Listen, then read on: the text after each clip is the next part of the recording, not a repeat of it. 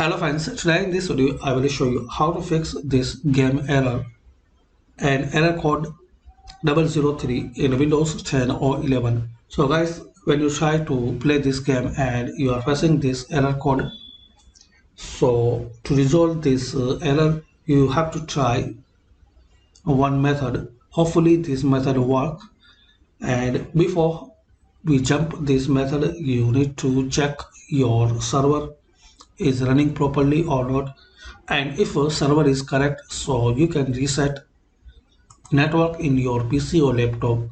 So to reset internet network, click on start, then settings. Now in here click on network and internet.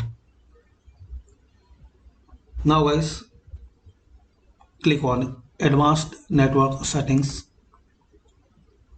and here is the option network reset. Reset all network adapters to factory settings.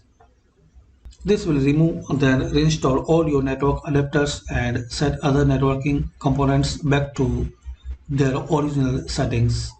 You might need to reinstall other networking software afterwards, such as VPN client software or virtual switches. So just click on reset and after restart your PC or laptop.